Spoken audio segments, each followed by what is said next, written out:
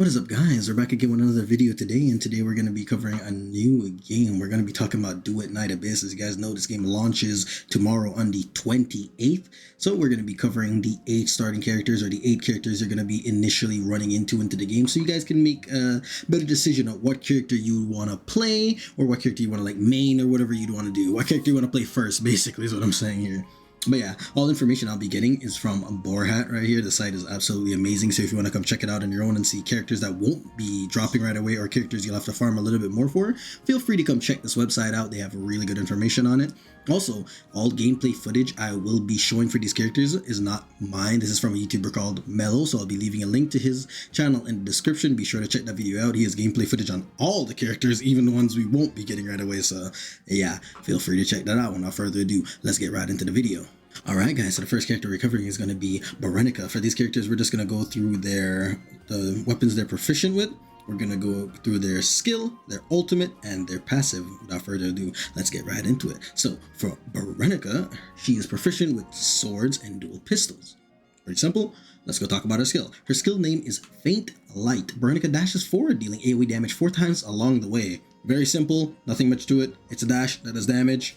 Pretty straightforward.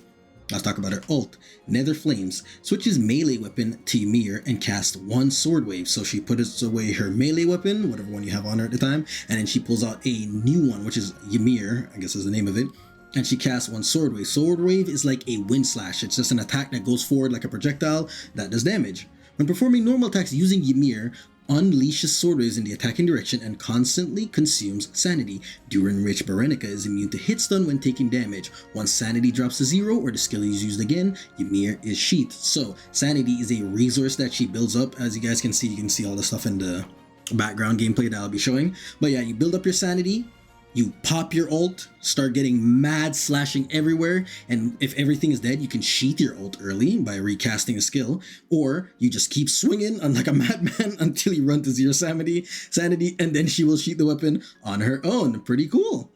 Recuperation is the passive that she has when dealing damage with Faint Light, which is a skill we mentioned earlier, or her melee weapon Sword. There's a chance to restore sanity for BERENICA, so it looks like she won't be restoring sanity with a gun or dual pistols. You will need to use your melee weapon to build up your sanity. Alright, pretty goddamn cool. That is the first character we're going to be talking about. Now, let's get right into the next character on the list. Alright guys, so the second character we're going to be talking about is Rebecca, and this is the character I am most interested in for obvious reasons. I like the fact that she summons. Y'all got a dirty mind, by the way. But yeah, she is proficient with pole arms and a grenade launcher, which completely throws me off. I feel like it's going to be so goddamn weird running around with her just blasting shit with a grenade launcher. Without further ado, let's talk about her skill. So her skill, she summons Aurelian Caress. So you summon one Aurelia Orita. A maximum of 3 can exist at a time. These Aurelian Oritas, which is the summon, inherit 100% of Rebecca's stats and continuously deal hydro damage to nearby enemies. Pretty goddamn cool. I really like that it takes her entire stat. That's very clean. I feel like it's going to lead to some very interesting AFK builds, which I really like.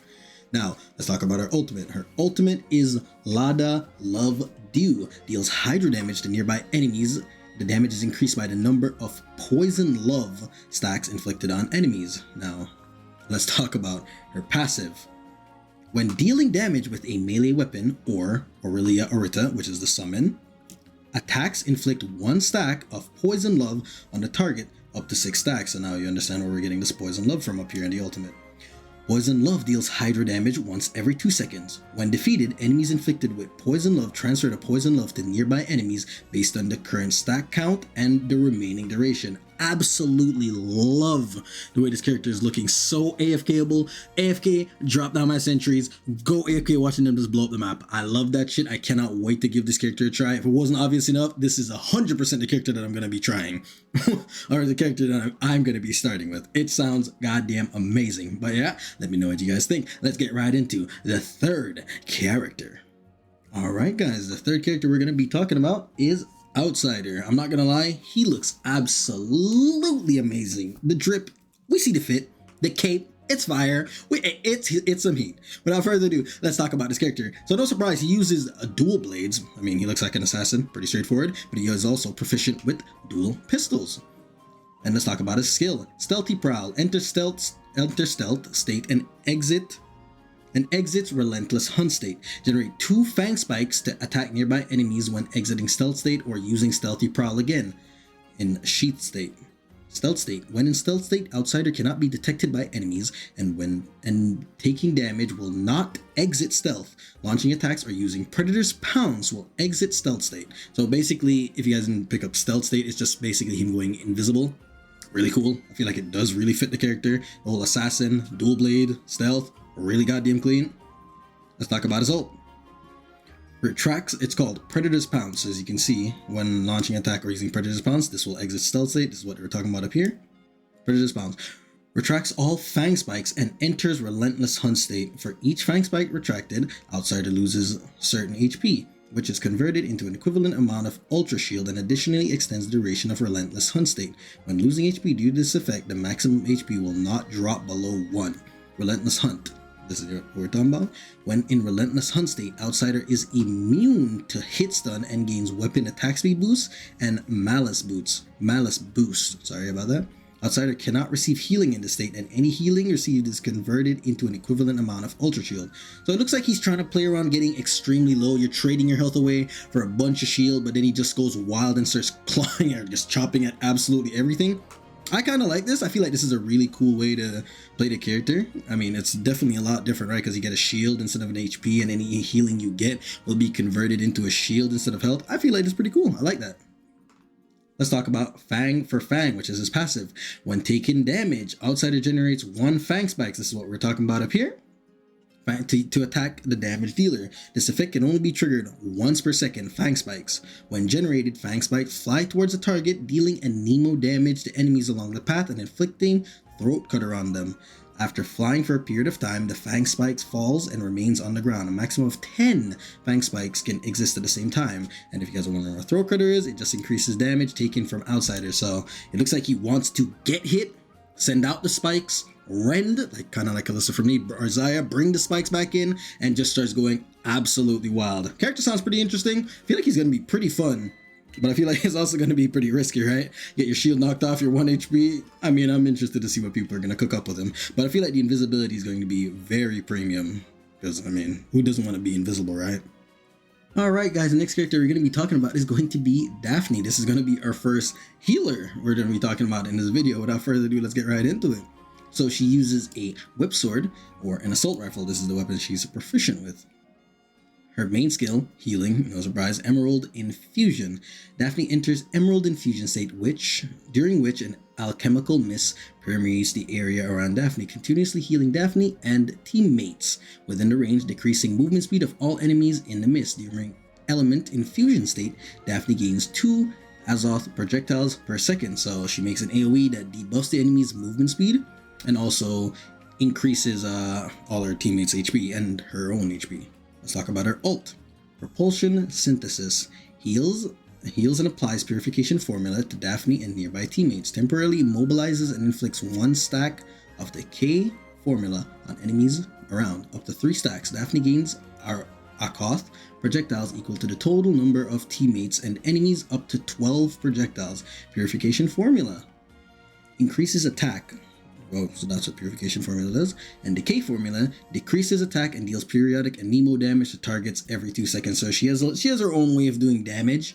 I'm interested to see if some people are going to cook up some crazy builds for her where she could actually just deal with a lot of mobs while being a support. I'm sure people will find a way. It sounds pretty interesting. It's really cool that she has an attack increase, which is in the form of Purification Formula. And then she also has debuffing, which she does to the enemy. So not only does she decreases attack and deals a Nemo damage, but she also increases your attack, and she also slows down the enemy, all while doing healing. Very cool. And I like that she's not just a heal bot. Like, she has her own way of doing damage, and she's also debuffing the enemies while buffing us. Very nice. I really like that. She's not just here, just drop a healing and then just heal. Azoth Projectile increases Daphne's range weapon trigger. Increases Daphne's range weapon triggers probability when she possesses Azoth Projectile. Daphne can hold up to 30 Azoth Projectile, and each ranged weapon attack consumes 1 Azoth Projectile. So she has a way to buff her weapons. or I guess any ranged weapon. That's pretty cool. I like that. So she's not just here to play around her skill either. So she just sits there, debuffs the enemies, increases, heals, and then you just play around whatever primary ranged weapon you like to play around to get an extra damage out of it through the Azoth projectile. Pretty clean. I like that she's not just here as just a simple shitty just heal bot. It's not just drop, heal, that's it. Boring. She has her own way of doing her own damage. I love that she's buffing and debuffing at the same time. Really goddamn cool. This definitely rose this character up in my books a little bit. Now, the next character we're talking about is going to be Margie. Now, I'm not gonna lie, this character is the one that looks... Not only does she look quite plain, but her gameplay also doesn't it doesn't really stand out. I really was hoping this character would get a little bit more oomph. I think she's suffering from the 4-star incident. Not that there's really star characters in this game anymore, but you get what I'm saying, right? She feels very lackluster compared to everyone else. So she is a DPS. She uses pole arms or shotguns. Let's talk about her skill. Margie's Treasure Shovel attacks enemies in front, dealing pyro damage and stunning them. When using this skill, I'm assuming is what they meant to put here, by long press, Margie will make continuous attacks. Yeah, so pretty default. You can tap it, hit once, or you can just hold it down to keep rapid firing them. Now, let's talk about her ultimate. Margie's Combustible Bin. Margie casts 3 Margie combustible bins forward. They immediately explode upon hitting any target or obstacle, dealing AoE pyro damage and consuming a certain stack of jackpot. When consuming 3 stacks of jackpot, increase the explosion range and damage. When consuming 6 stacks of jackpot, create a zealous zone after the explosion, dealing pyro damage once every 2 seconds to enemies within the zone. Consuming 9 stacks of jackpot, deal additional pyro damage to damage 2 times after the explosion. So I mean, it's just you can stack up jackpot however much you want to get it, and if you get for every 3 increasing jackpot, your ult will do something a little bit more specific. Now let's talk about her passive, Margie's Recycling Sack. This is about jackpot. When Margie or her nearby teammates pick up any item, Margie's stack gain 1 stack of jackpot that persists. So that means it just sticks to her when increasing Margie's skill damage by up to 20 stacks. Or which increases Margie's skill damage by up to 20 stacks, sorry about that. But yeah, so she can pick up jackpot when you pick up any item, or your teammates pick up any item. I really like that it specifies that teammates also can pick up item. Really cool. But yeah, it gives you 1 stack of jackpot, which increases your skill damage up to 20 stacks. As you can see right here, 2.4% skill damage per, up to 20. That's not bad. So you can choose if you want to use your jackpot to have your ultimate hit harder, or you can hold your jackpot just to get more skill damage, so you can just keep bashing people with their treasure shovel. Again, the character seems pretty straightforward, nothing too crazy. Let's get on to the next one. So this next one, which is I feel like is going to be a lot of people's favorite character, is called Truffle and Filbert. Now, let's be real. We all know who's coming to mind when we look at this character, right? She looks like a mix of Phoebe and she has a Hog from 7 Deadly Sins. Every time I see the character, it comes to mind. Absolutely adorable design. I feel like a lot of people are going to enjoy this character. And her playstyle is honestly a lot better than I thought it was too. You guys will see the gameplay in the back. It's pretty cool. I'm not going to lie. She's pretty interesting. Now, she is a support, max HP heal, and she's efficient with polearm, and she's also efficient with the bow. So, the first thing, skill. Trotter's Trot. Commands Filbert to charge forward, dealing a Nemo damage to enemies in the path. Upon hitting any obstacles, deal the Nemo damage at the endpoint. When using the skill, heals Truffle and Filbert and their nearby teammates, increasing their weapon damage. When Truffle rides on Filbert, the skill is replaced with Trotter's Charge. Trotter's Charge. Long press for sustained charge, continuously consuming sanity and dealing a Nemo damage to enemies along the path. Upon hitting any obstacles, Filbert stops charging, dealing AoE damage at the endpoint. So you can choose to throw the pig or Filbert to just like use him as a rocket or like a projectile of sorts, just keep throwing at stuff, or you can hop on him and drive around and doing the exact same thing. If you connect to any obstacles, you blow up doing an AoE damage. Very straightforward, nothing too crazy, and it also heals. Now let's talk about our ultimate. Tummies full, hands full. God damn, these names are these names are pretty hilarious. Truffle rides on Filbert, gaining 100 points of passion for work and movement speed boost, dealing a Nemo damage to enemies along the path when moving. When riding on Filbert, Truffle is unable to use any weapon, but can command Filbert to attack. When this skill is used again, Truffle dismounts and unleashes Trotter's Trot once. Trotter's Trot is this right here, which is just a projectile AoE. Passion for work. loses 5 points per second and restores 1 when dealing damage upon knocking into a target. So if you run into anything, you get 1 stack back and you lose 5 per second. So you gotta really have a lot of things to hit for this to just continuously go. During Trutter's charge, Passion for Work will not lose. When all Passion for Work points drop to 0, Truffle dismounts and unleashes Trutter's Trot 1. So this is just another way to just use Trutter's Trot, which is just your AoE that, well, does damage and also heals. Chop Commissaries gain 1 stack of Heavyweight for every second Truffle keeps moving up to 10 stacks. And Heavyweight increases damage dealt and damage taken. So you're making yourself a little bit squishier, but you're also ramping in damage at the same time, which is pretty goddamn cool. A little bit give and take. And also she is a healer, so she can just heal herself up if she takes damage, and you just run around wild, just running into stuff. I mean, I feel like her playstyle is very simple, but honestly, it looks pretty goddamn fun. I mean, just riding around like a madman, just running through stuff, right? I think it's pretty cool. I do like this character's playstyle a little bit, I'm not gonna lie. Now, let's get on to the next character. So the next character is going to be PSYCHE, which is, I think, is also going to be another fan favorite character, not just because she looks really good design and she's pretty cool. She's a butterfly and all that. She flies, which is also very good. I feel like that's going to be extremely important to exploration as well. But yeah, I feel like people are going to really like this character a lot. She's a DPS, no surprise there. She's a polearm and an assault rifle user.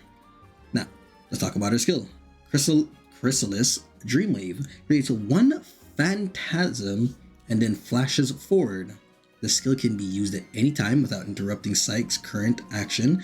In Flamboyant state, the skill is replaced with Photosynthesis. Phantasm. Once created, the Phantasm continuously slows down nearby enemies. After 5 seconds, it deals a Nemo damage to nearby enemies and then vanishes.